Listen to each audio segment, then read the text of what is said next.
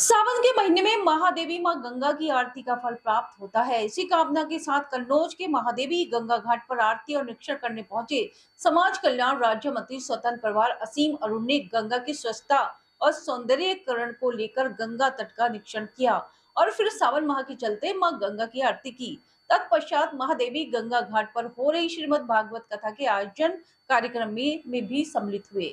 इस दौरान उन्होंने श्रद्धालुओं को संबोधित करते हुए गंगा की स्वच्छता को लेकर कहा कि मां गंगा की शुद्धता और अविरलता के लिए और स्वच्छता के लिए काम करेंगे, ऐसा संकल्प हम लोग लेते हैं। समाज कल्याण राज्य मंत्री स्वतंत्र प्रभार असीम अरुण ने बताया कि महादेवी घाट पर आज इस समय गंगा जी का जल स्तर सबसे उच्च स्तर में से एक है और हम सब एकत्रित हैं आज की आरती के लिए। और इस आरती के जरिए केवल एक पूजा या परंपरा नहीं है, यह हमारा संकल्प है कि गंगा जी की निर्मलता के लिए, स्वच्छता के लिए हम सब मिलकर कार्य करेंगे। प्रधानमंत्री मोदी जी ने जो नमामि गंगे का फ्रेम व पूरा सिस्टम बनाकर हम लोगों को दिया है, उसके अंतर्गत हम लोग काम कर रहे हैं और मुझे यह बताते हुए खुशी होती है कि पिछले 2 साल में गंगा जी का जल पहले से निर्मल हुआ है।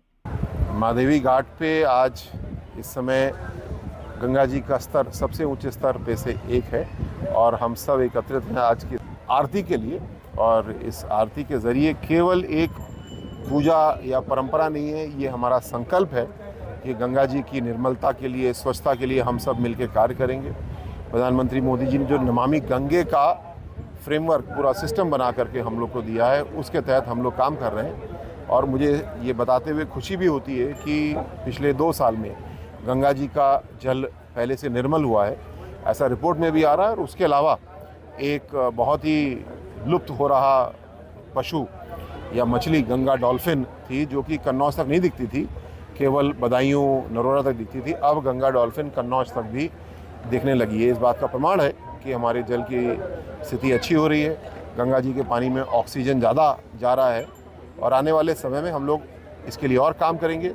गंगा जी के दोनों तटों पे जो खेत हैं 5 किलोमीटर की परिधि में, उसमें कीटनाशक का प्रयोग, केमिकल खाद का प्रयोग रोकने का निर्णय लिया गया है। उसकी पूरी योजना मोदी जी ने दी है और उसका परिणाम हम लोग को मिलना शुरू हो गया है। स्वच्छता के लिए भी हम लोग मिलकर काम कर रहे हैं। अभी हम संतुष्ट नहीं हैं, इसको हम लोग को और अच्छा करना है।